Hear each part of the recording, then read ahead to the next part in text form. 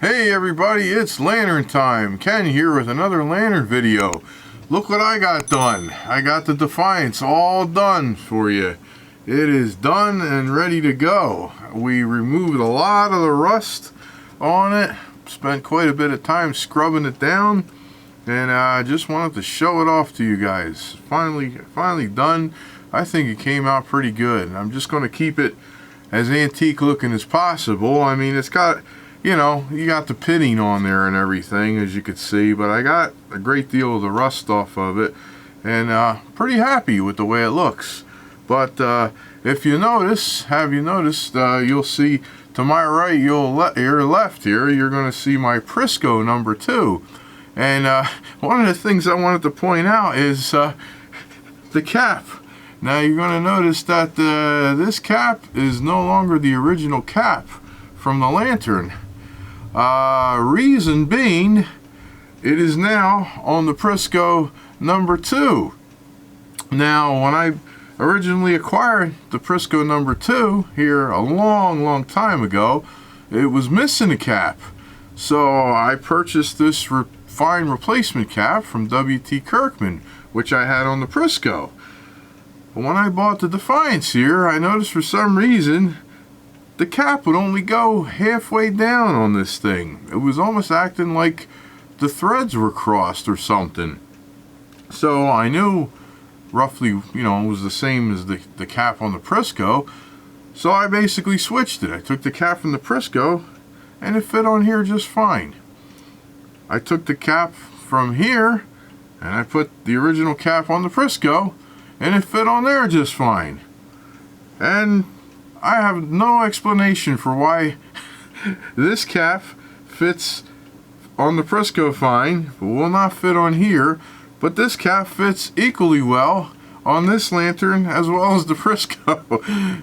So I can't quite understand that, but be that as it may, they both have caps, and that's pretty much all I'm concerned about. So now the Prisco pretty much is returned to original condition with an original style cap, and we now have the Kirkman replacement. But it's smooth as could be. There's no explanation as to why it only goes halfway down on here. And I mean, it threads fine on either. But anyway, I have a nice working lantern, which, why don't we light it up? Excuse me while I just turn it around. It's a lot easier that way. And it's a beauty. It burns really good. Nice smooth action on the lift. Look at that. Beautiful flame. And it's going to get a little moisture in there for a few minutes, but well, why we let that warm up? We can also revert back to our Dietz Mill lantern over here. Guess what arrived yesterday for the Dietz Mill lantern? I now have a nice replacement burner here. Original replacement burner, by the way, courtesy of W.T. Kirkman. Thank you for having that in stock. I appreciate that. And that's going to be a fine addition to my Blizzard Mill lantern, as opposed to this cutaway thing that they had on there, probably with a socket in there to, like I said, to electrify it. So I'm one step closer here, getting this back together. And yeah, I just thought I'd bring that up for you guys. And be that as it may, yeah, I got the glass frost is all cleared up on this now, and this thing is just burning beautifully. Very beautiful lantern. Very beautiful rare lantern. And yeah, oh, turns out too that my eyelets work out really good for the bail. The bail is really secure in there. It's swiveling very nicely. And I got that soldered up really nice. As well as, I don't know if I mentioned, I did get the replacement globe for this. The globe was missing too for this. And it's got a very unique outside lift on this, which I had to do quite a bit of adjustment to get it working. It actually actually wasn't really working too well at first. I had to do a little bending here and there on the mechanism, but I got it working rather well. One thing I do notice is it's got a rather sharp edge on it. I mean, not like sharp if you run your finger on it, but there is a heck of a pinch point. I did pinch my finger on this thing pretty bad. So yeah, you got to be very cautious of that with using the lift. Maybe that's one of the reasons why they went and changed that with a better bracket, you know, on down the road. But it does operate better. Got it all going, and yeah, I just wanted to give you a quick update. Everybody out there, I hope everybody's doing good.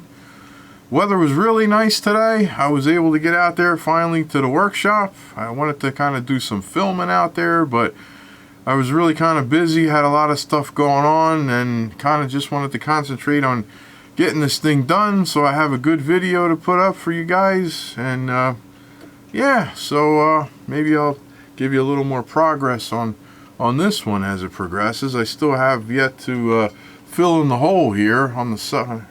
Hole is on that side, isn't it? Yeah, here it is. I got to fill in the hole on here, do some soldering, and I have to play around with the cap. I haven't really done much of anything else on this, but got the burner. I do have the globe. The globe's not missing. It's just I don't have it on the lantern right now because I was just putting trying out the burner. But yeah, everything is coming together, looking good, and yeah, I was able to get quite a bit of that work done. And I did use vinegar. I did have this soaking in vinegar for a short time, about a couple hours, and just to get a lot of the rust off. Worked really good. And then I gave it a good wipe down. I did a neutralize on it, neutralize the acid, and then I gave it a good wipe down with WD-40 and a Scotch pad, and yeah, I tried to put a good coat of WD-40. It's kind of already drying up on there. I'll probably maybe investigate getting some boiled linseed oil or something, maybe to do maybe like a long-term preservation on it, because I know WD-40 is great, but it does tend to dry up and not last all that long here on the East Coast, you know, where we get a lot of weather and humidity and so forth, and I don't want it to rust up again. So yeah, but I'm really happy with it. I think I got a really nice original Defiance. Oh, patent date. That's what I did find a patent date. Last patent date of 1905, from what I can extraneously try to read with I gotta maybe get a better magnifying glass, but it looks like it's 05. I'm pretty sure it's an 05 on there.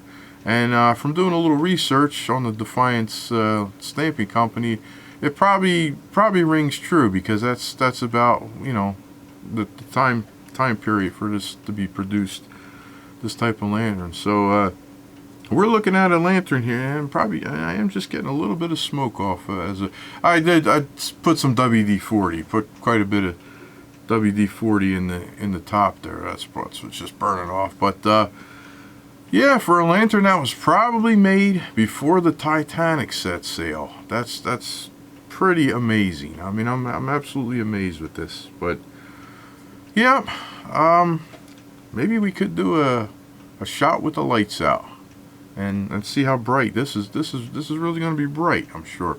I haven't tried it yet. Let me try that. Let's give that a shot. Look at that. I could probably even crank it up a little higher. Look at that. There's just something about these big, tall, cold blast lanterns that really gets me going. I mean, they are just amazingly. I know you can see me. I'm not even going to question that one. I know you can see me because I could see light clear across the room on this one, behind the camera.